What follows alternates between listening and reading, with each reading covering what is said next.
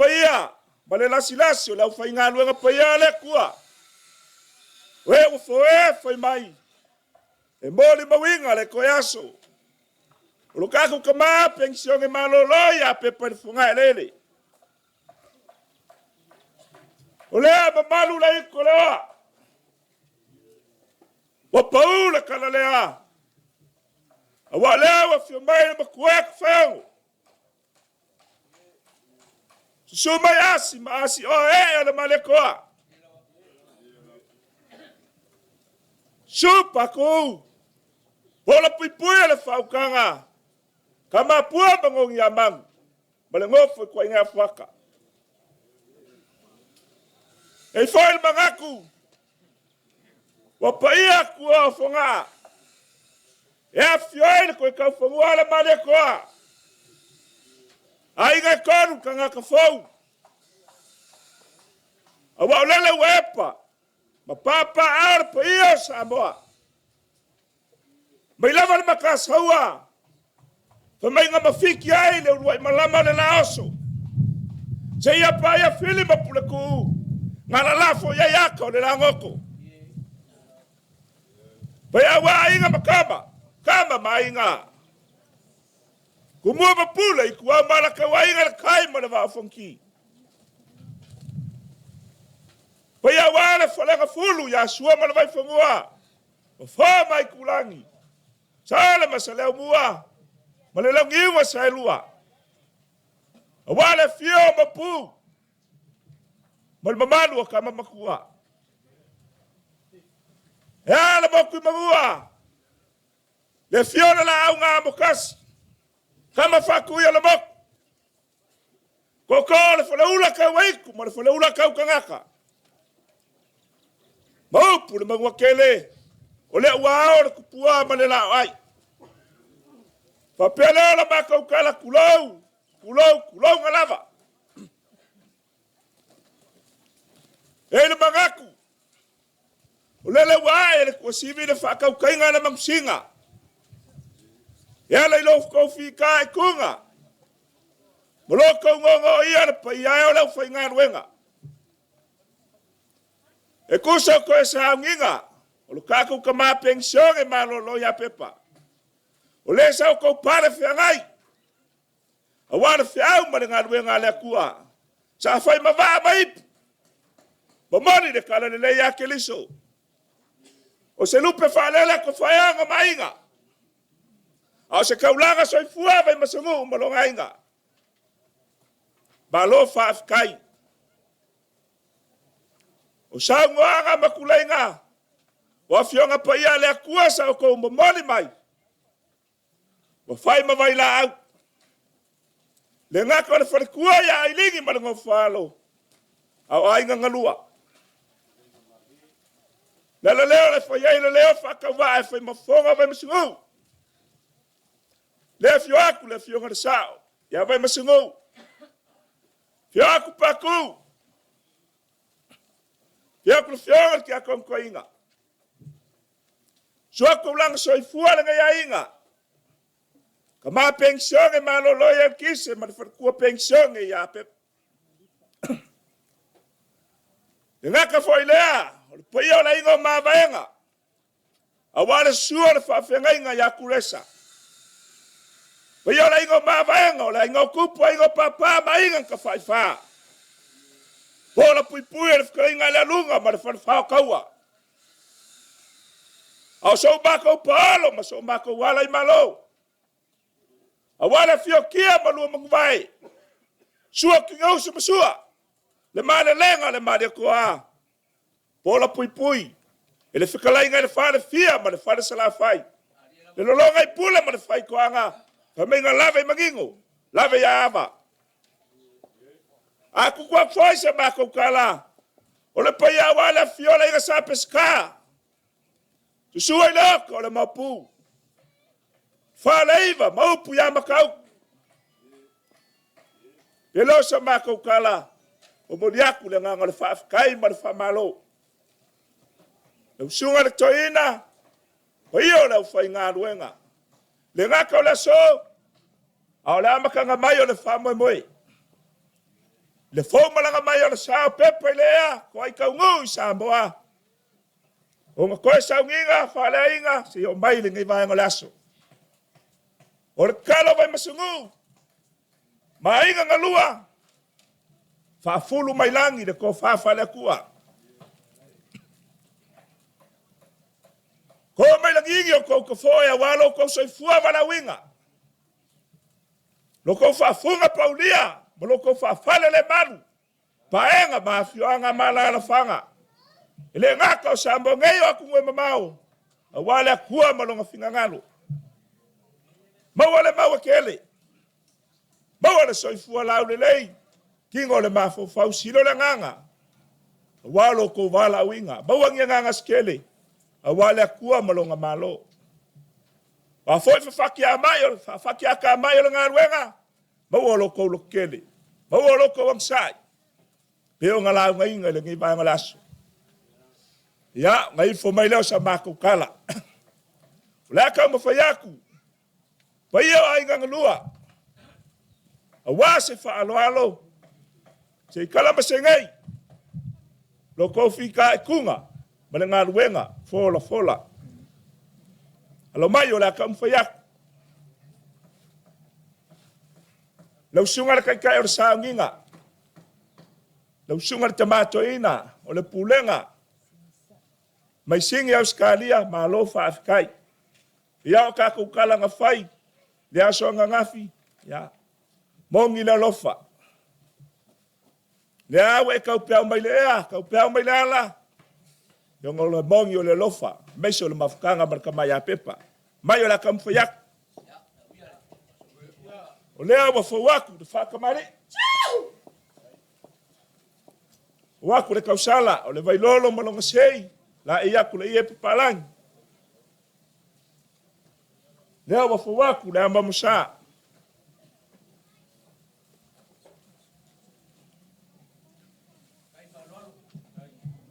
O le sua karisua. Kasi le afe kala.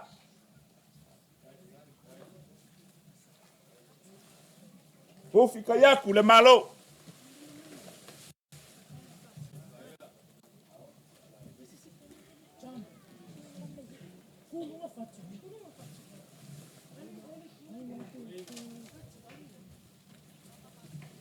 O le kofa lea. Lau sunga le kamakoinga. Sunga le kaikai o le saunginga.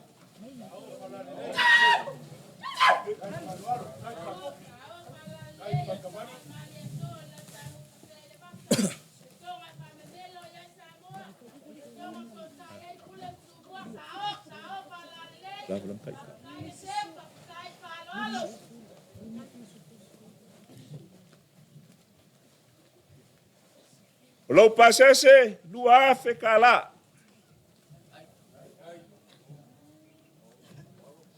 O le fo waka penga ra kai ya wase faoso lau sunga ka mako inga. 5 pusa pisupo. Se fulu pusa apaya.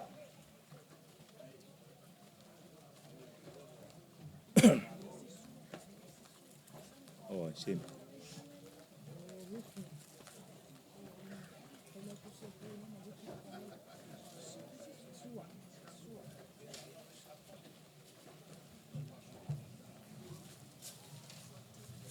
Lau sunga le au kuskus le pulenga.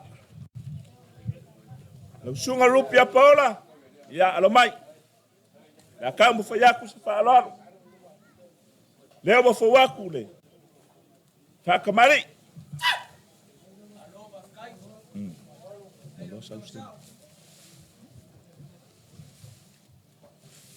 La mamusa. Sua.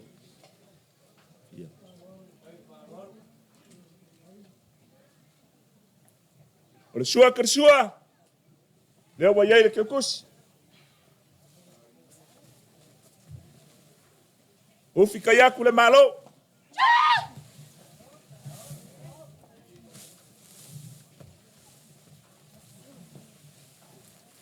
O le kofa lea i lau sunga le au kuskus. Sunga le whawhia ngainga.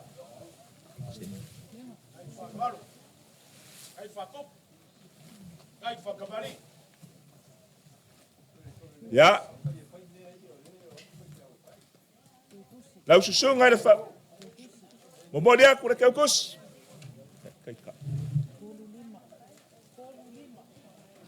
Ole kaika ia lau sunga. Polo pusa pisupo, 5 pusa paya.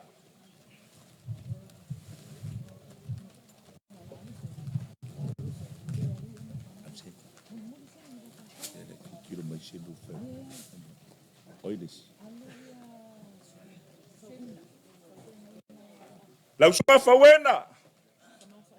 O makua fale anganga o le sunga ya Pepa. Le sa o kou pale fea ngai fea au mare ngā luenga lo mai. O la kama faya. Ya, leo wa fawaku le. Vai lolo malonga sei. La ia ku le ia paparang.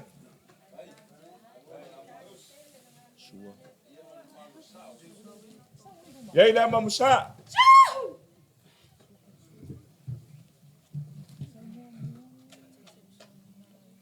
Fa fai ngofia ku le sua ke le sua.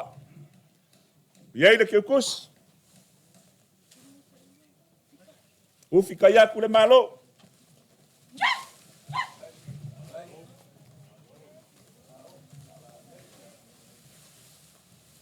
O le kofale i lau sunga le whawhengai ngā whawena.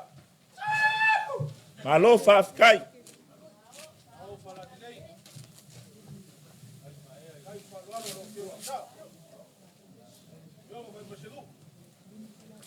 Mori aku le pasese o lau sunga.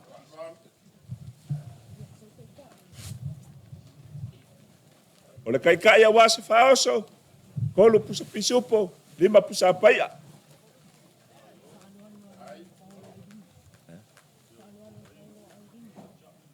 O le foi sa whaaloalo lo kākou polo.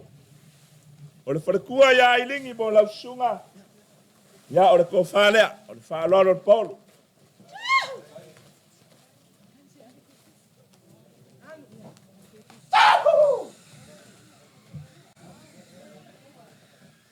Kakasia i mara ke ukusi.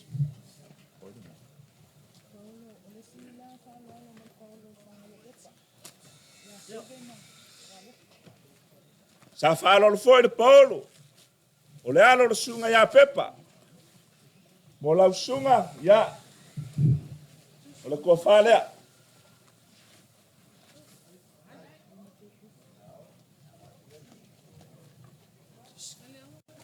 Mara ke ukusi. Penga foi le ke ukusi.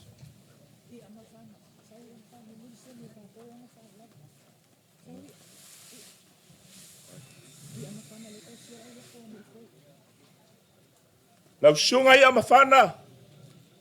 Ia, malo whawhikai. Kako e kalesia ingu fau, ia lo mai. Kam whaiaku se whaaloalo. O le whakamali leo o whawaku.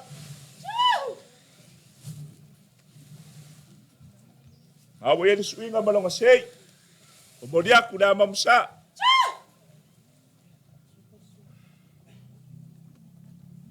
O le sua ke le sua. Leo moriaku le ke ukusi. Ufi kayaku le konga.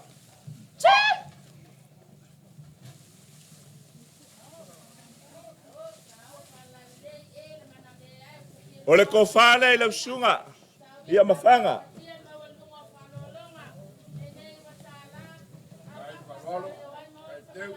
Moriaku le 5 salau kala.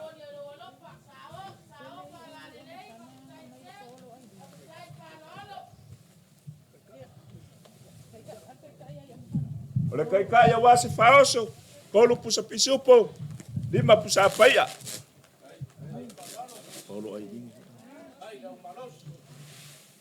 Sa whaaloalo foi lo kākou polo. Mo lau sunga le wha, ka maa whaiwhiau, sunga le wha whengainga. Ia, o le kua whalea mai polo.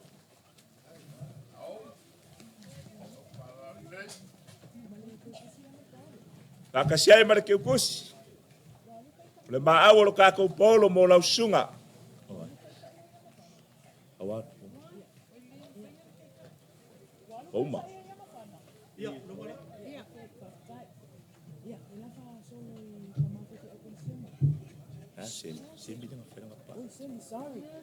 Ya, alo mai lau sunga, semi cueva. O le whawhenga inga kaulangi. Hionga le kua ku faonga mas. La ka mo fa ku se fa lo mo la usunga. Pa fenega ka ulangi ka kongo. Le wa fa wa ku le fa kamari.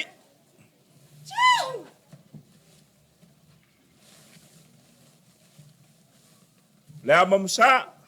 Yonga ke unga masang.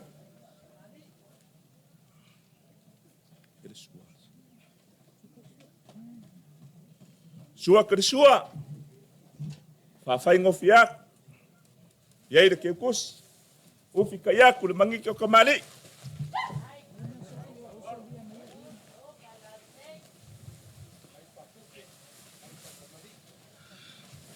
Ole ko fa le ila sunga, le fa fenga.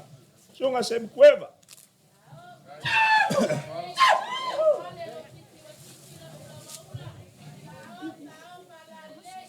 Kai ka. Vai não passes.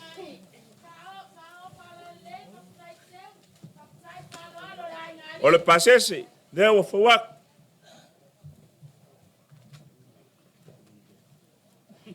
Se kai kaya wa se faoso. Kolo pusa pisupo, lima pusa paia.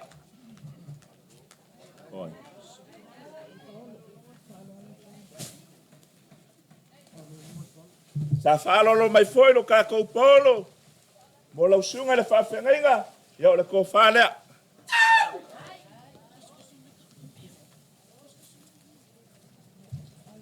O moria ku ke kus. Falo longa lo ka ko polo.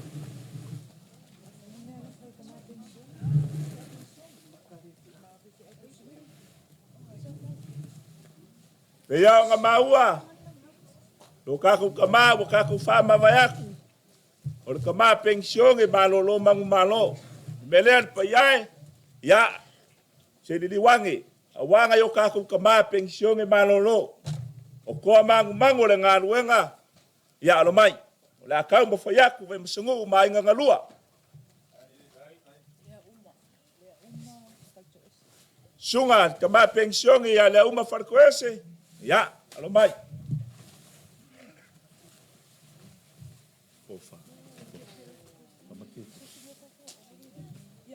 O le ko fala ngai lau sunga te ma pensiongi. O mori aku de ke kus. Kasi pusa piso polo e. O le kai kai wa se faoso. O ye le pusa piso po ma pusa paia.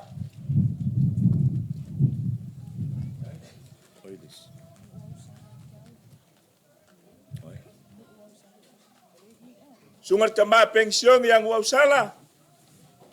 Ya, alomayo la kampayak. Ko fale la sunga.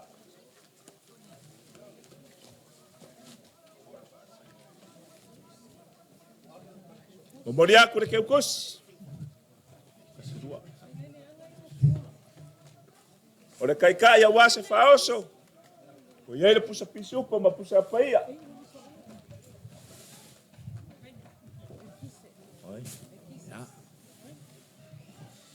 Kama pension ya kise ya mai ele kaya ifale lumsungal kama pension ole ko fale lumsungal kise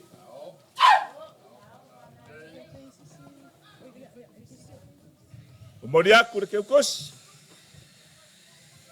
ya o foi le kaya wasa faos kasi le pusupo usa paia. Ya, iku vale le fsili. Pe ai se isi kama pension e ka ko fakas.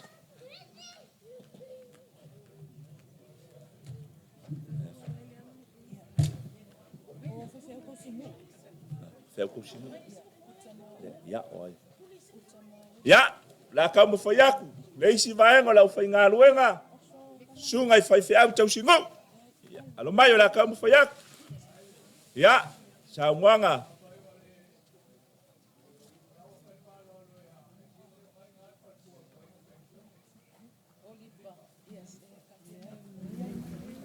Ya, ka kai de sunga pau ole wa ka penga le fa alo ya se kai mi e fa fonga mai marka ku moka ya ole wa ma ua le fa alo mo kinga pension e fa taita bale Oi.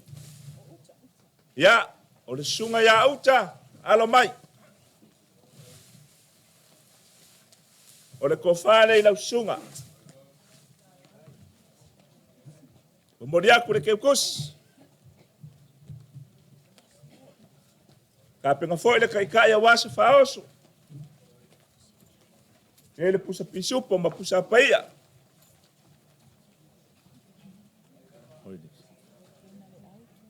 Rau pena le. Sunga ia rau pena, alo mai.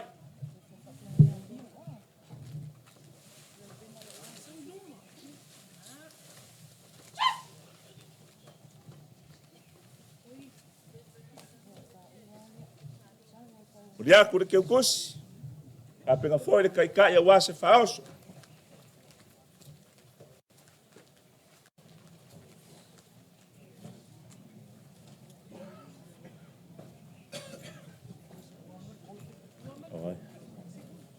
Olha esse dentro. Foi fiel cozinho. Olha sunga ia yeti to faono. Ya alo mai. Ya. Pa fenga kaulangi na fianga i sawango.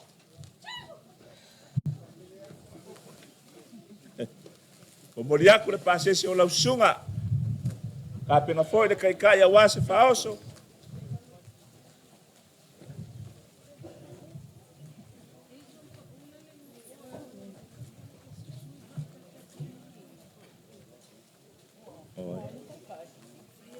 Awet kai ka.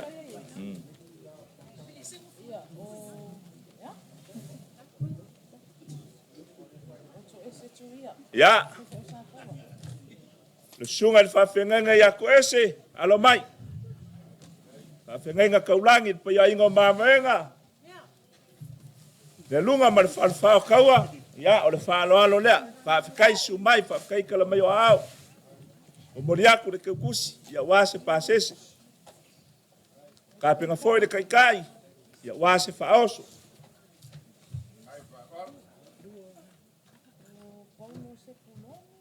Le sunga ia Paulo.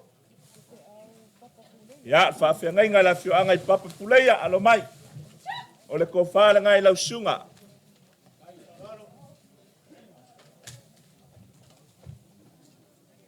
Moriaku le keukusi, wase pasese. E foi le kai. Ia wase whaoso lau sunga Paulo.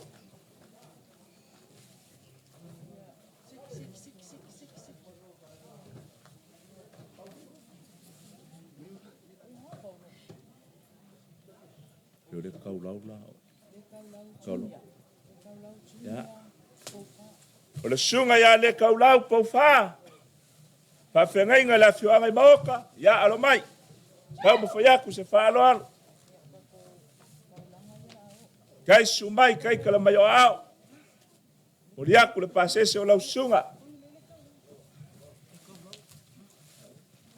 Poi le kai ia wasa whaoso. Ia le pusa pisupo, pusa paia.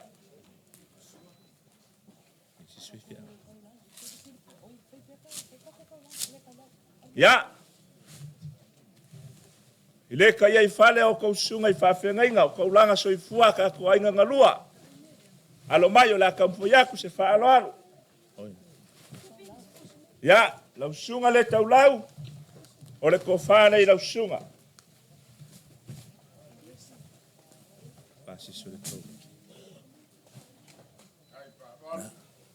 Moriaku le, pasese, o lau sunga, ka pinga foi le kai, ya, le ua fawak.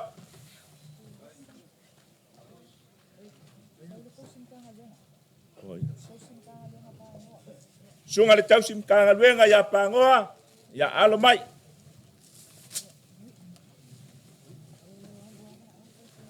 O le kofale i lau sunga.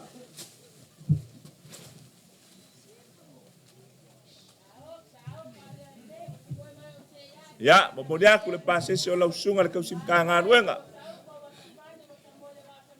E foi waka penga le kai. Ya wase faoso. Oh, pules. Ya, oi mika. O le sunga ia pasta mika. Ia, alo mai. O le kofale i lau sunga.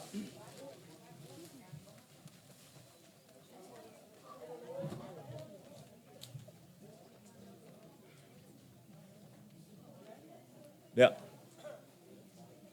Pasese leo. Ia, momoli aku le pasese o lau sunga pasta mika. Ai foi le kai. Kasi le pusa pisupo. E ma pusa paia.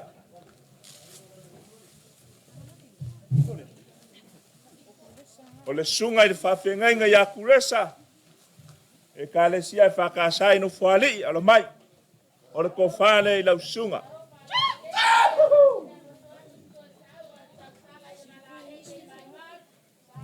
Mori aku le pasese o lau sunga. Ka penga foi le kai. Ia ua se whaosu.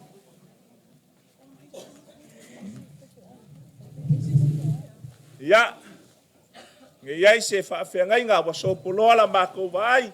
Wa le maua. Ia, whairo mai.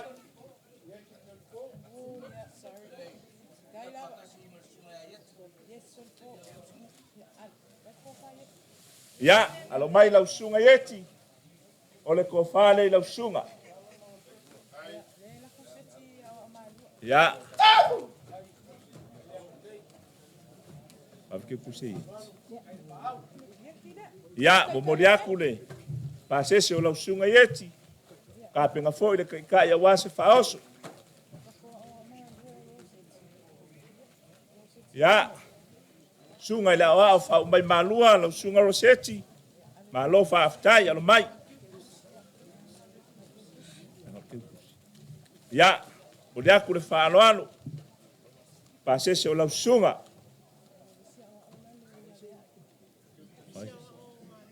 Sunga le wao ia la veai.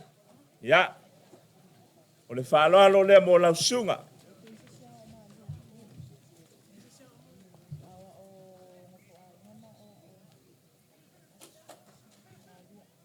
Ia.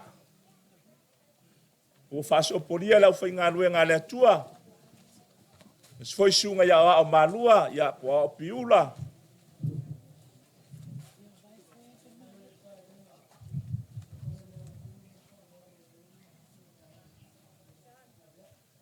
Ia, lewa, mori atu le whaaloalo, whaafikai. Ia, o la vasai foi. Lewa maea. Ia lau whaingalue ngā lea tua, ia, o le alo aku. Whainkala po ia whaale malo. La wafionga ki ngā mingi ska. O le whaamisingonga ro kākou akungu. La ufikalenga makamua. O la ufikalenga foi se umangu vasaki. Ia, alo mai.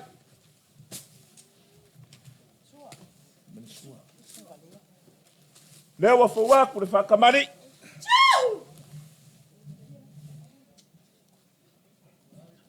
O iai male ama musa.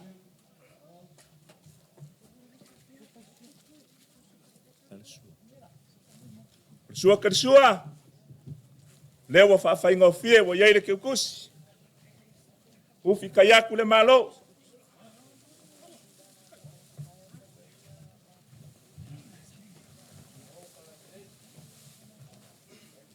O le kofale ila wa fionga ka mai kai mingi ska. Na ufi kalenga makamua.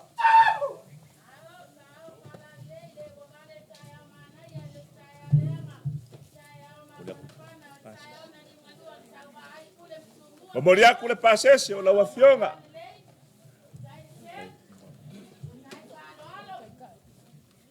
Ka penga foi le kai ia wase faoso. Lua pusa pisupo kolu pusa paia.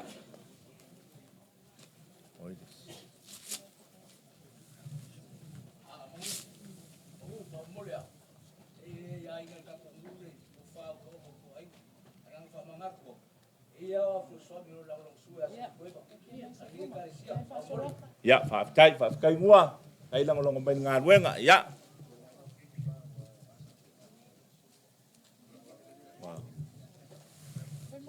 Ya, ko ia ero kākou ngou. Malo whaafikai. Na ufionga makua ko whaiongo. Na sunga asi o le oe o le mare koa. Whawhikai sumai, whawhikai kala mai o au. Ma mamalu le kua o le malo. Ma le suia o le fongo. Ne wafi o mai lo kakungu. Alo mai o le akamu whaiaku, vai msingu ma lo ngainga. Me ange so bako upaholo. No fionga le makua, le au fawaku le whakamari.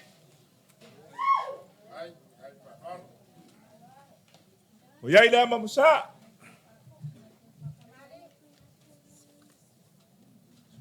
Sua ka sua, ia wa whawhai ngofie. Ngā wa iai le kukusi.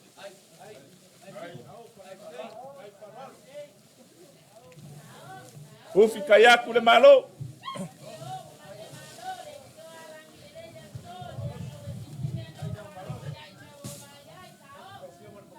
O le ko whale le ufionga le makua ko whaiong.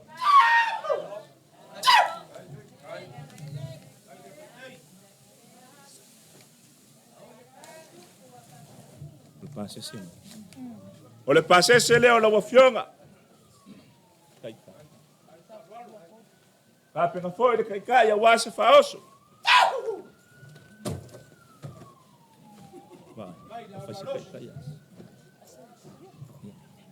La wafionga le oe. La wafionga asi alo mai. O le fa alo le mo la wafionga. Leo wa ka penga le fa kamani. Ya fa fa ngofie.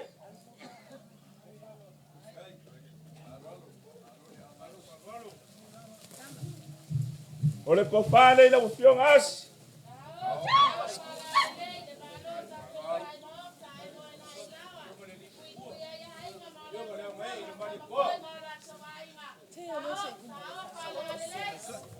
O mole aku le pasese o la wafionga. Ya oe le madekoa. La wafionga asi. Ka penga foi le kaikai ya wase faoso. Ya, o la fionga ya asanganga. Ya alomai. O le whakamali lea wa ka penga. Pa whaingo fie.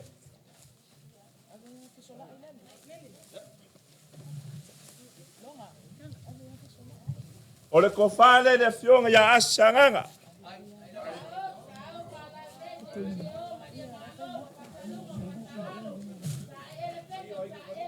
O moriaku le pasese o la fionga ya asanganga. Ka penga foi le kaikai. Ya wase faoso.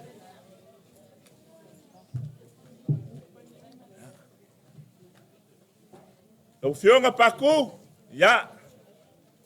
Ile ka ia fale la fionga. Alo mai. La ka mo fayaku. O fa kamali ile awa. Ka penga fa ingofie. Nga wa ia ke kus. O le kofale la fionga paku.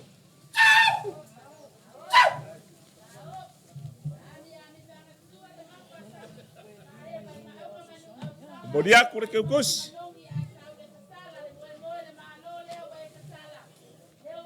A penga foi le kaikai a wase faoso. Le wele pusa pisu. Lea.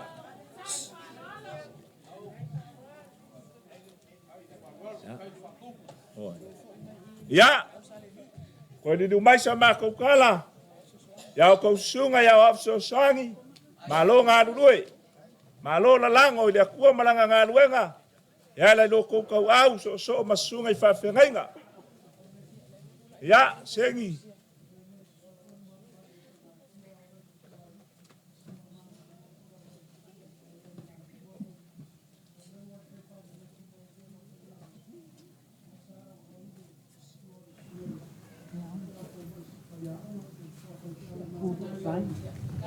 Pa kai te lava i lau sunga ile au tustusi fa ma kumai ya lewa maua le vanga lea awa ya le sa nganga ya momori aku le keukusi fa alo morsunga ile faletua le fayaonga ya alo mai ko sunga ya wa kamu fayak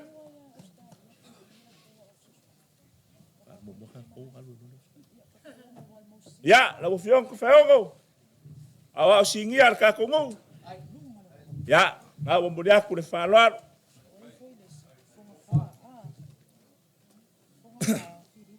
Ya, sunga la wao ya fonga fa. Malo fa afkai.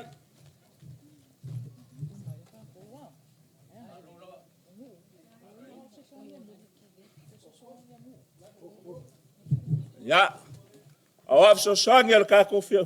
Fionga ngai ngufou. Ya lo mai. Fionga pesca. Kam foyak se whaloalo.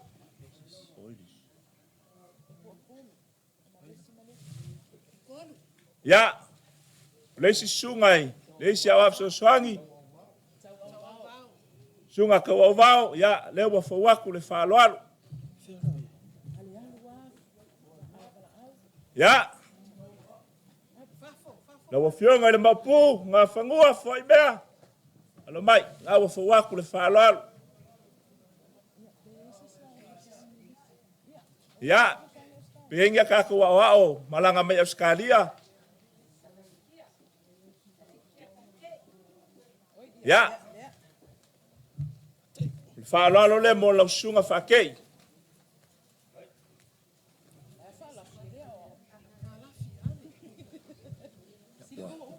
Ya, piei se awaf so swangi. Mo le maua, le whamoe moe.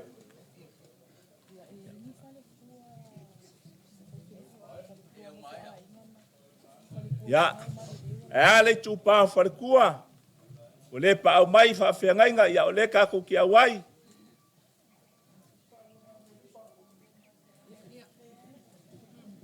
Ya.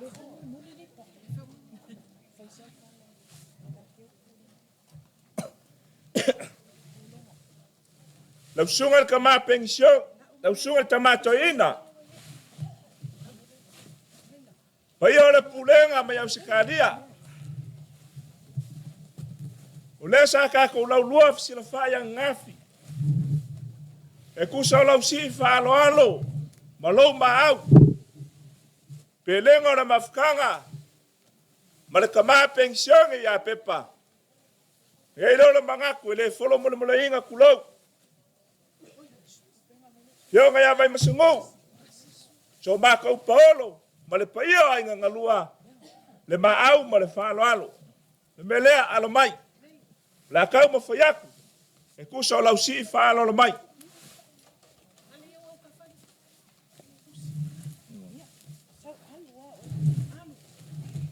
Lau sungar ka mako inga.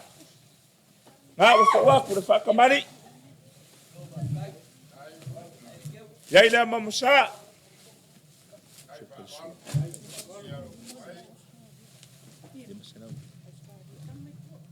O le sua ka sua. 5 selau ka la Australia. La e yaku mangiki o kamari.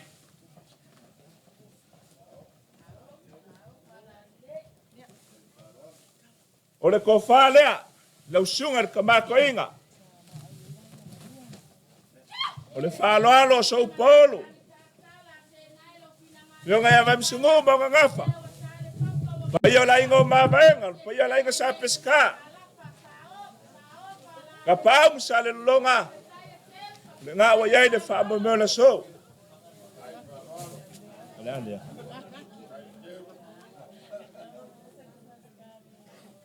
O le ngaki leo lau sungal ka mako inga.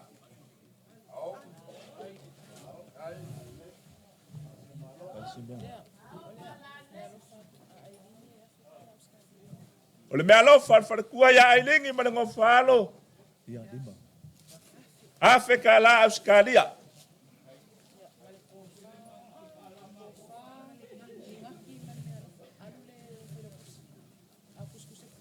Lau sunga la kuskusi. Lau sunga lupi. Ia alo mai. O le kofale lau sunga le whawhengainga.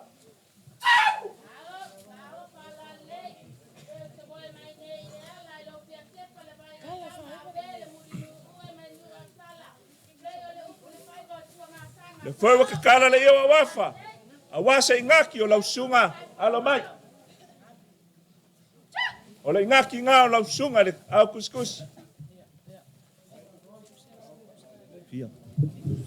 Mamoli aku le selengi. Piku se lau Australia. Sunga le ke woloa, le pulenga, sunga sumeo, alo mai. O le kofale i lau sunga.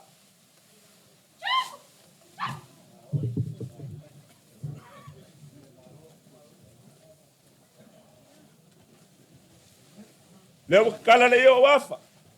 O le ngaki leo lau sunga le ke woloa. Mo le aku le selengi fiku se lau kala au se karia.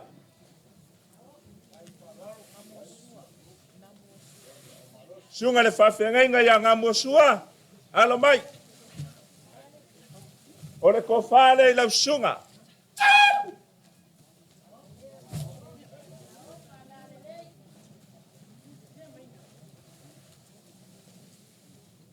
O le ngaki leo lau sunga.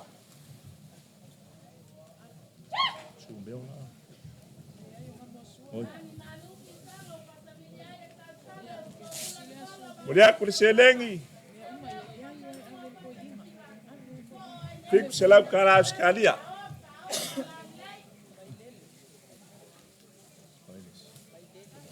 Sunga le whawhenga ia vailele, alo mai. O le kofale i lau sunga.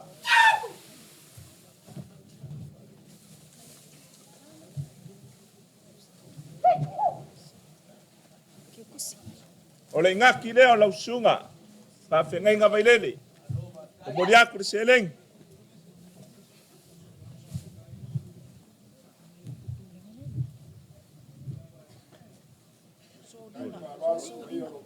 Sunga le whawhenga inga ia solinga. Alo mai.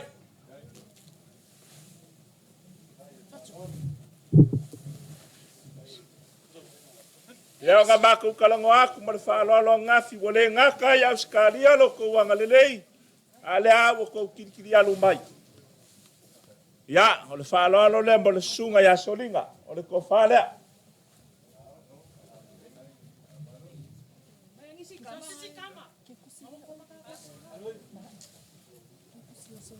O le ngaki leo le sunga solinga.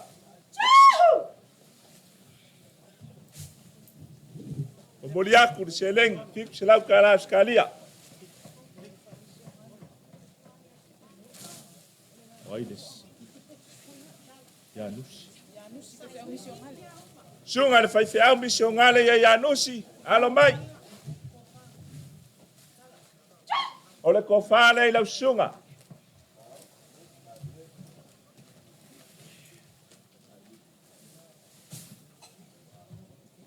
O le ngaki lea, o whaua. O mori aku le selengi, fiku se lau kala au skalia.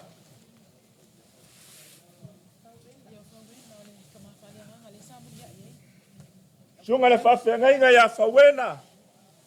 O le kama whaaleanganga o le sunga ia Pepa, alo mai. O le kofale i lau sunga.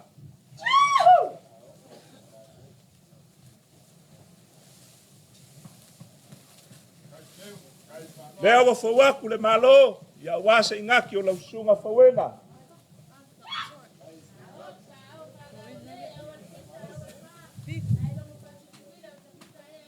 Moli aku le selengi, fiku se lau kala.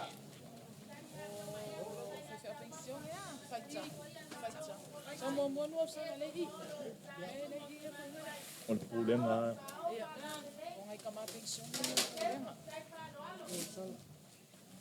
O le sunga kama pensiongi, ia ngu au sala. O le sau whainga sa ngofo ai Pepa i. Loko pale whianga iai au skalia, alo mai. O le kofale le sunga kama pensiongi.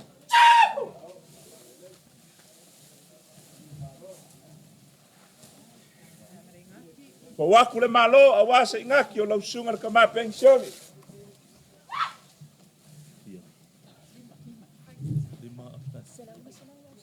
Moli aku le lima se lau kala au skalia.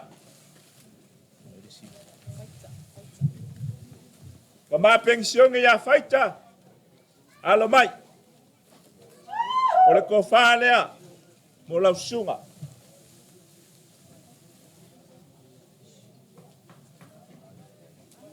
O waku le malo a wasa ingaki o lau sunga.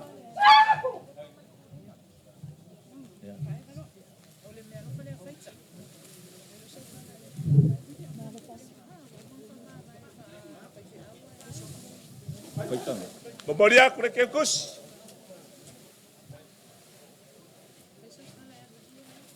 Le mangaku. Lau sungar kama. Ko inga. Ma le paia o le pulenga mai Australia. O le awa kakala le finga ngalo pukasi o le akua. La o kou whiangainga. Ma la o kou maafukanga. Ma le sungar kama pensionge ya Pepa. Leo le mangaku. O le konga lea sa kaoko. Foua ma malaka. O le lau ka muka whea ma le koa. Sa kaoko le kupua i malai whako kua fi whako. O le whala se seo pesika. Sa kaoko le maoka ia vao ma le kupua i whangamalo. O le whala se seo sa la masinga. O le konga kaoko i whaupapa ma whanguari. O le konga sa kaoko i lalongi we ma kapo kaoka. Whakoia le mangu. Fioile makuaya ko whaionga makama. O lewa kakala i le aso. E mawa e ai ka mai a Pepa. Ma lau susunga ka mako inga ma le pulenga.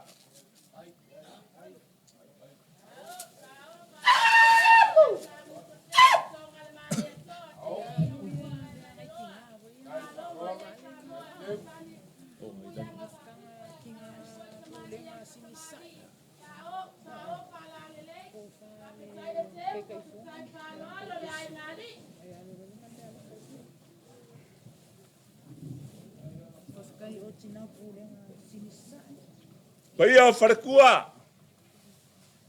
Loko vale vale alofa ala le laula au. O la ei sa failo le ngai aso. Pelenga o le kua le malo ma le sui o le fongo alo mai.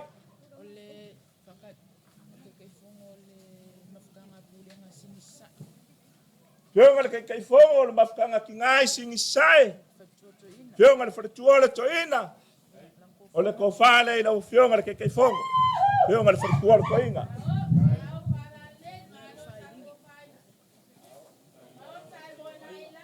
Fai me ala foi la fionga le faretua ya ailingi. Mombori aku le selengi.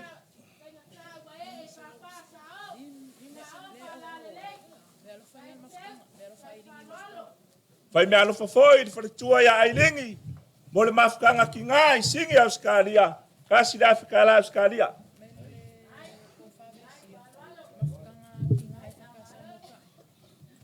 Tinara ngā ruenga. Ki ngā whale ngā ngora ka kongu. E o fionga le wharekua ma le paio le mafkanga alo mai.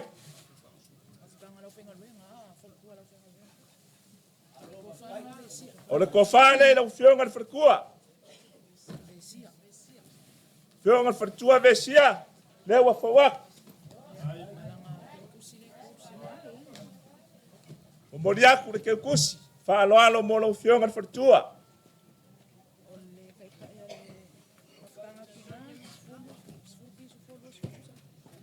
O le kai, awa se whaoso, ma se whaaloalo le kako mafkanga ki ngai mo ka. Se fulu pu sa pisupo, luas fulu pu sa paia. Pai mea la fafoi wharekua ya ailingi mo le kako mafkanga, lima se lau kala.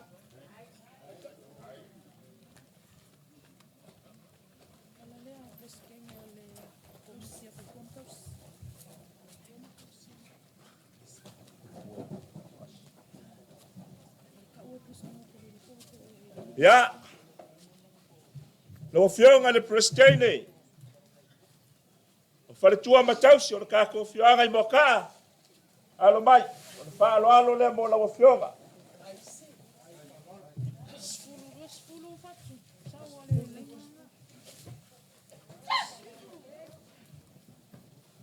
Ka penga foi, kai wasa faoso. Moriaku le selengi lea le whaaloalo mo lau sunga le pleskengi. Ko miki a wharekua makausi. O I foi le kai a wasa whaoso. Sfulu pu sa pisupo. Lua sfulu pu sa paia. Pai mea na foi le fionga le wharekua ia ailingi. Mo le kako komiki, lima se lau kala.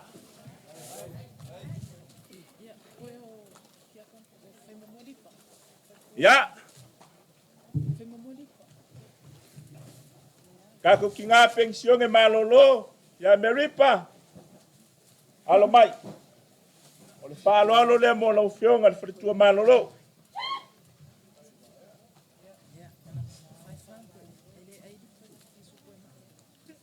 Mamori aku.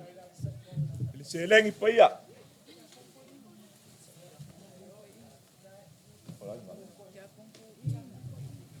Ia. Lau whionga ki a konkoinga. Lau whionga whalanga I popu. O le ko whale lau whionga. Whaaloalo vemsingu. Maiso so kako polo. Ia. Mamori aku li se lengi.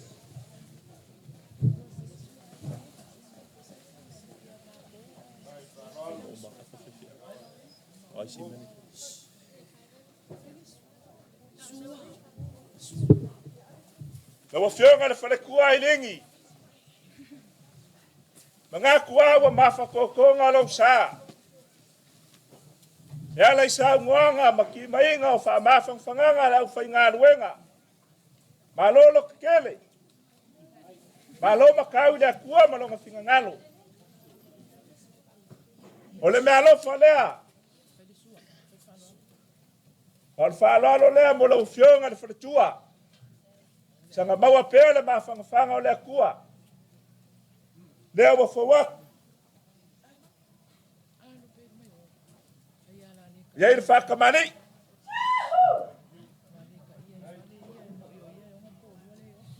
Whawaku lea mamusa.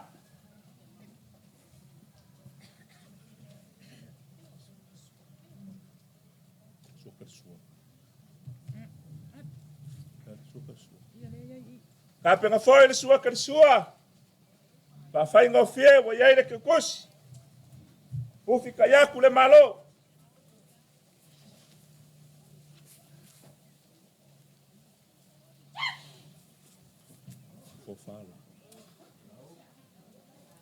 O le kofale la wafionga le wharekua I lingi.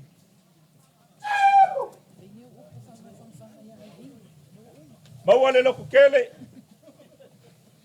Maua le mawhangawhanga. Ma paua le ole. Ka langa o le whapoiponga I whakanga le akua. Ka kala le oki. Ia wafuri foi oe le wharekua.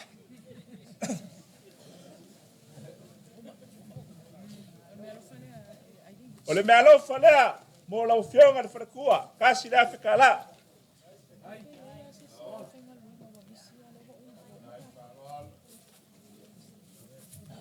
Ia. I so poloa la mako whasoa. Ai le maua la mako vai. Ma la mako fuafuanga ngisi vaenga o le kako manu. Ia ele le ia le whairo mai.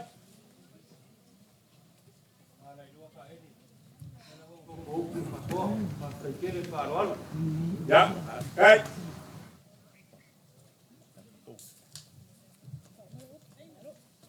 Ngaku, o leo waka ko le kaulau mea le mako wafukanga. Upu e whai, le vai whangua I waoko. E mga vaeo mai le, fia mauangi mea se kele. Se ikali luma whale loko wa fia mai makala mai o ao. Loko susu mai ma loko wha malolo mai. Wanga lea. Wau si kai lava I le whoa lea kua. O lea se kau mawhainga vai masangu. Malonga ainga. So mako polo ma so mako wala I malo. Whawhengainga malainga ma venga. Ile ngai yaso. Wale kaulo kou sila sila. Wale wha mani ainga lau kou whafonga. Mani aia whengoa. Whale o lea kualo kou whingangalo. Awalo whaanga o kau kingo. Mako ke fia mauangi mea se kele. Fia maua se ka mau ainga kele o lea kua. Awala ka kou lau lua fisila whai. Le melea. Pa manu luaku. Wa kua le moanga. Ma whale le moanga e kua le papa. Wanga maki vai loa. Wa le maua se ma moe. E o siai le kaulanga. wala so malaka ko mafkanga afafola so ko fafonga nge fiafi sa mako kala kala foi vai malur ku yanga afai wa mai ka kai makaiba ya makuala ku ipunga wao afai wale ako ai ko sila ida kuwa au mako mo mala mako kakalo lau sunga ka mako inga mar paio lau fai ngā ruenga kama pengi sioge mo ko frekua loko ku vai o kama sa wale kuwa mo nga finga ngalo fa fulu mai langi le ko fa ko mai langi mo yo le kuwa ki wai lau ko ngā ruenga wo fai yo ko ma mai o le fiao fola wale kuwa mar kala lelei mau loko malo si de kingo o le mafo fau silo le nganga wa loko valawinga se kai mi foi ko fo malanga makaliu lauko lau sunga le koinga mar paio le pulenga a wa skadia loko wola winga male ola valawinga ma ko kalo fa la le ala le awa nge yafe se kuo le ala lea awalo ko wanga markali waku yai anga leo le kua po yai lo ka ko ngu teo ngal makua ko faongo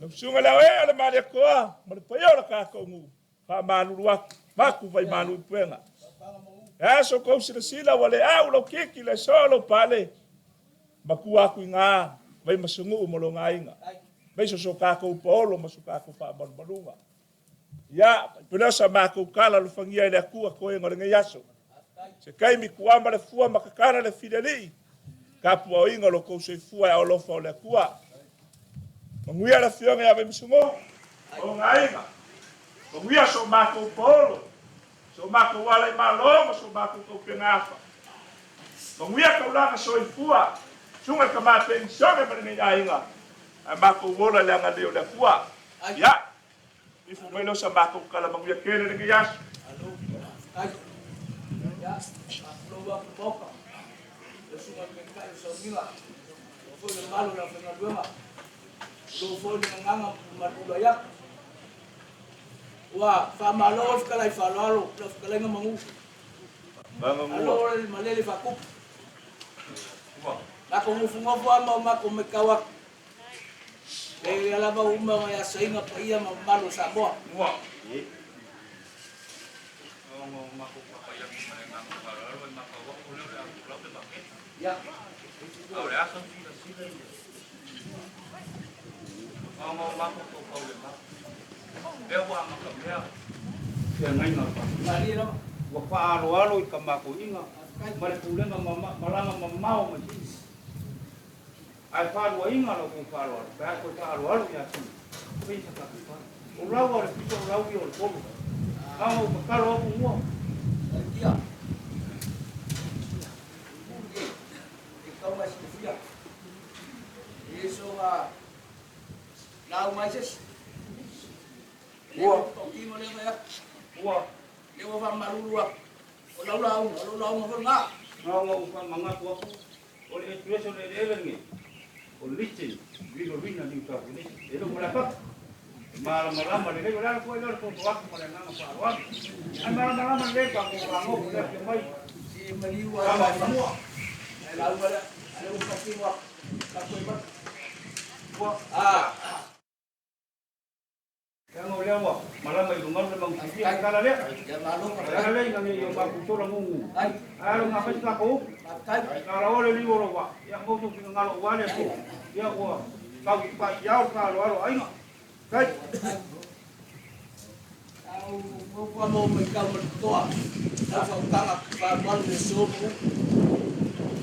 wa ya makka bayare do me le fikia ku ngua ia pa ia fili mapupu ka wilo ai mungu malo ia nga malu Samoa wa ai makama kama foi mai nga kubo mapule ku au mala kawa nga kai malva fuki ele foi wai asa inga foi pa ia wal mo kisa sua mal fai fungua ko mai tulang sa ore mtala bua malam ni musalua la au nga mukasi mal fakule mo ye ia fa ka o nga sa mo ngua mangaku dia kela la ko ia ko sakala e mo uma sa ina mo pa ia mo mal ya wa fa lo fa foi mo ka le mo ka kulia la va ka la mo nga kas fuaka o fuaka a ka wa nga ufa ufa pia ku na fin ka fa lo mo mo le wa au e pa ia ko ai nga lo fe ma sau e mi sumu e mo foi le fe ma pa ku ya pa ia lo ko ai nga asu mai sumo le u cho me maru al sumo foi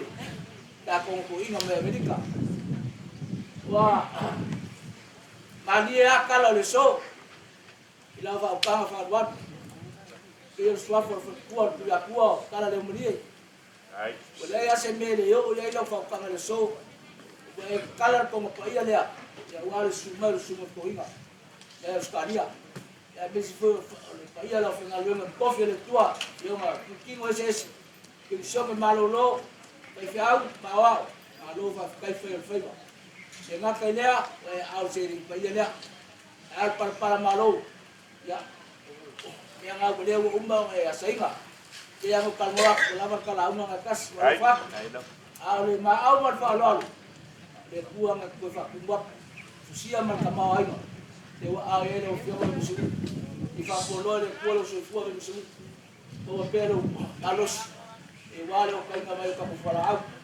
ya ia foi pa yo ko aiga i me ka ia lo fio mo lo suma de ka la escalía su toina ia foi de que pa yo la problema o foi final ka ta ni sta wa fa sa mo ya o lo ka pa o lo fio mo ni kwa fio mas que la e foi io a con le fio mo kwa ya foi ya o lo ko fa ka sempre comigo ese me parecía mai ya la kokala lea e wo we uma fa makafi me uma ka kunga ngile so lai malos kala mua ya wala ba kokala fa mo manier ko fa ban fa kanga ya vai mo bi ngole pole nge yaso ba ka ko ma kanga lea ya lo la fo le mua ai lava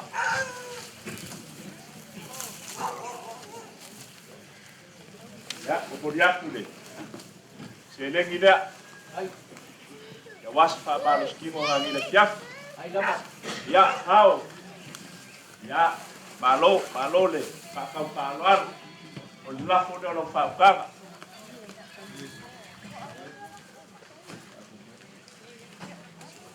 ko dia ku seleng ida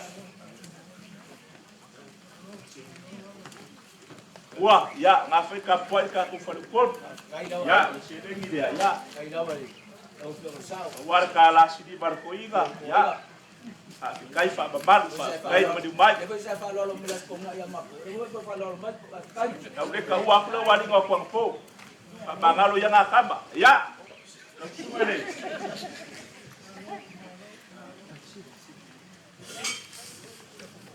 ya sunga ke kai sawinga ya wa maya la ma ku na wenga la kwa ku na sunga ya mo se kal fa bamuya ya ka ku ni ma fa ya bakit Yo se me tuvo el TV. El TV.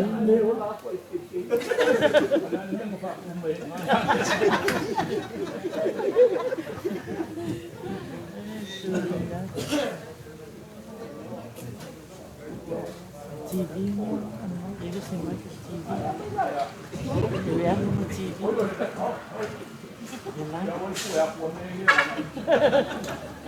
Makamay ka kaisi. Ole. Wamuang o papoi suako lau ko papiang inga lea. Sen kueva. Ya mesele sawako lau whainga ruenga. Papiang inga mawhai te auma. Tua. Kuloawa. Le mawhawhauliku. Le aia whio meia. Whio ngai makua. Ka pafuar suapa le se kule vale whaiongo. Ya bangi foi ya la wonka ya o ya ke o fuaka ole ka fa ya ka singa mele ole me mo mola ole wa sa ngoa Uama, ele fo kalai. Ya. Ai ese al pungilo, ese al pungi makakongo. Sa kau mo fai kwa ya se langonga. Se ele omi fa ngiu ale. Le ma au le anga ika. Lang fai bo mo fai ka ko kalang ngapia wa se fai mele ko fai mai. Ai vai da wala le ko wo fai mai le wo fai ngo mo me. La kala ko fai. Lang le ko mai ngo le fai ngal. Ya wa ka ngo ko la ko la ku lo ba pe vai fa wa ile ko pa lo kala si sia. Ai pa alulua kulava le anga o langonga yo ma ko ku lo lava le ko e ka ele nga le mai la foi nga le nga ka le sua ai mo feingu ai fa ke foi ya se vai pa pe e o le konga le kala ngo fia le konga le nga o le kau vela le ki kau le fio mai a ua le fio mai asimas malama le ya o ka musika o kala ia vanga pen ka foi le farase o pesca ya mas ya konga yo ka falong ko kala mai yang kala se mai ke ngele si me ya aso ya ka ko wo se pe ya ai fa ka lava ese le manga o le wo ngopo pe pero falong longo fa ka kelia ile ko kelin ka fa pe ulo lava le ma pingi fa ka ya mole sula ya ai masangu kapa fua lava ole nganga o le mako mai ya sei fa kingo ale lofa ili ngai kangaka kau kala male ava ngai fe au le lei ole ko ke le osila fia ya ele osila fia uma o ko le ngalu nga Pepa le fai o la kau kele ngofo a o le ko inga e makua kasi bangu fai aku farsa o le makua ko a o le nga ko kasi le ko a Yesu nga makiva nga ola ele ai se kupe ele ko Yesu fai au e ola fa pe o le fai au le o fia va Yesu masinga ola ngom se seling o ai la kwa la lo kele ya alu kau moli ya me la nga kau mission ngale ele nga ki el va le mission ngale ale alu bele kalo mal fai ya ma kau le moli mal ki polo me mala manga wa ya kau kwa Yesu kau kwa nga lu nga keriso ya ya ngale ka ya pa u se koa ai ku se koa sia ya peole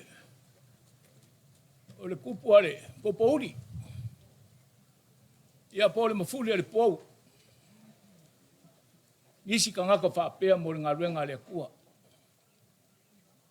ya ma maunga le ka ko ke manga kue mo le sanga uloku no ele ole nga a le ola kanga kai fa maongi le li pe kasi pe lua me nga finga ngaloi le li a le ola fa maongi me ka ua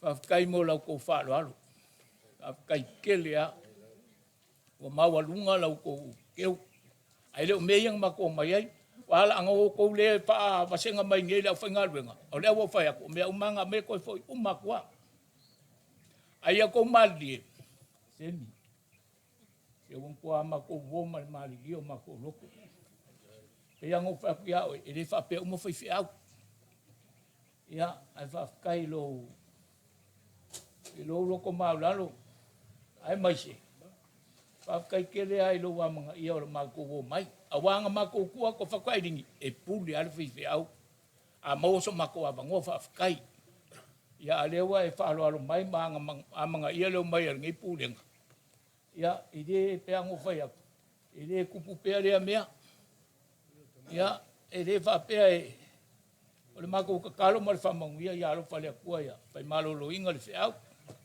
manguia kele o lua mal ngaluenga o musa ya me ki ngai o le whakuanga ngā mariku alalo le aposkolo. Ia vai, o le keu kusia mo kanga o koe o keu kusia nga mo mai, o le me whanga la kui lau kanga.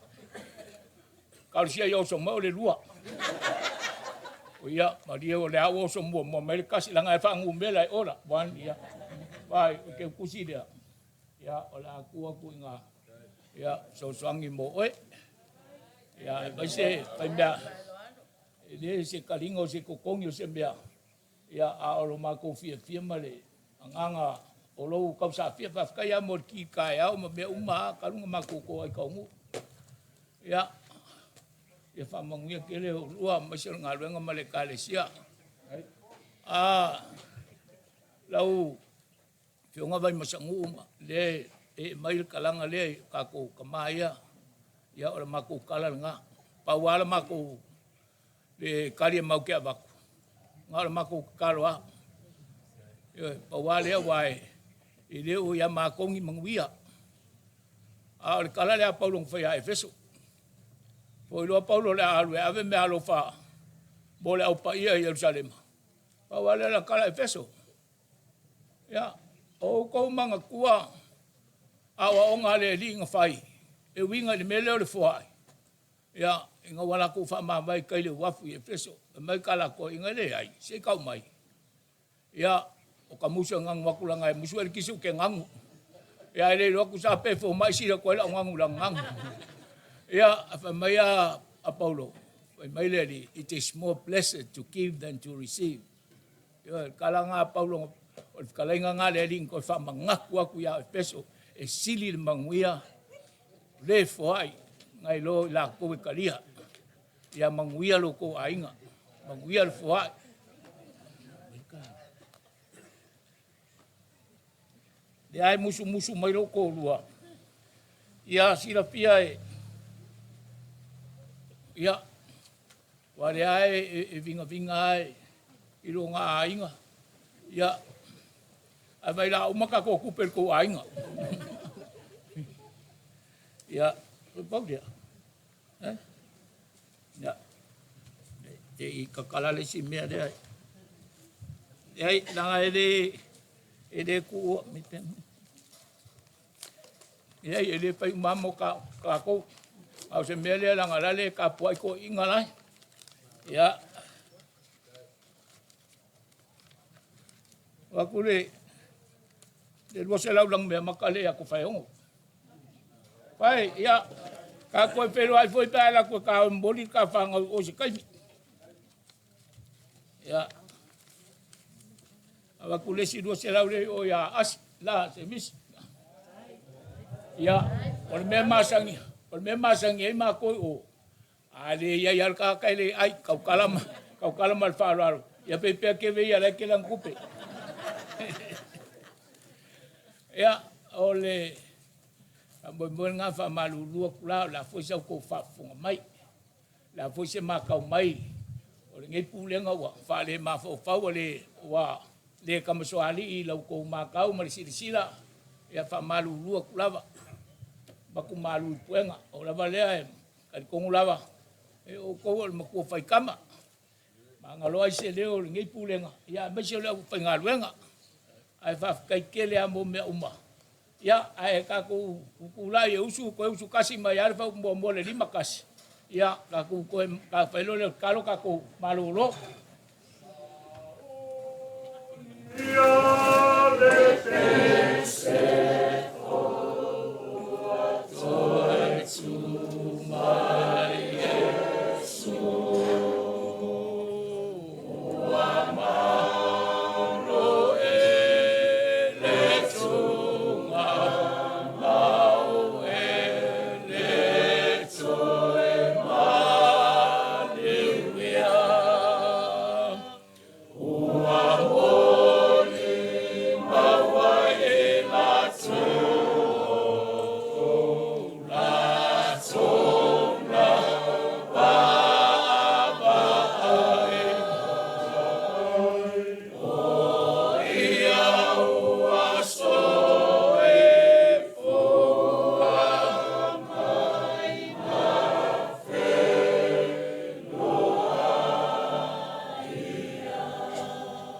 tātou te talo.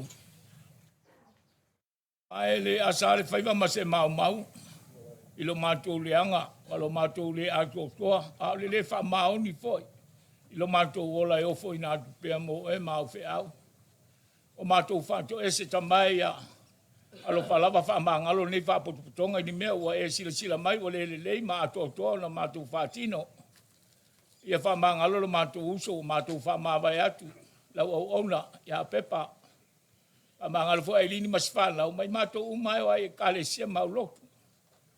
Mātou o nganga whaafitai, ono mea umawai whaia, a misi o le ola, o le malosi, o ala ese o whaamurianga ma fua e li tino o le mawhauwhau o le nganga, alo whamaya, le a fōi mātou o mātou a inga mana o whanga. Ia whaamamalu mai o a au e si o mia i mātou i whaingatā le ala, o iai le mātui, o iai le maangao, o le maa fōi e whaalawe le au. E inisio, i mātou e malanga mamao, fo i atu i nātunu, ia e whaavaloa ma whaalalawa la uma. Ia whaamanuia ia ai ngalua, whaamanuia ia ai lini mas whaanau. Ia maua pele whaamaisenga, e ala le ngaluenga aloa nganga. Ia whaamanuia le whioanga, e wau au na whaifea au ma tina, e meisau tamā ma tina, e o lava ia mātou whaanau. O ai ngalua, ia ifo mai, o malua au whaamanianga ilo nātou soifua so se mea ua, o lātou whoai o no lo suafa malau tala lelei. Ia tau i atu. Ka mai o mātou te talo ia. Anu anu ai le tele o mātou manao. O le mea mamafa le mapapau le tangatala vai ia. Se iei whasua mai. Lufi ma. Tau tau lua e lo wanganga. Ina ia mawhai au na tau nu mea umai vi ai lo suapa. Au le mātou walenga e ala le mātou wali o Yesu Keriso. Le mātou wali ima le whaola. Amen. Ia. Ia si mea leo wa wangalo. Aele, ile te kama wakul melenga koile a kolila. Whakawai sau, awange whakawengi me foi ngai. Whakawai sa mea ia kamaki. Ia manguia lava le fola waku. Kako pelo ai pea ia.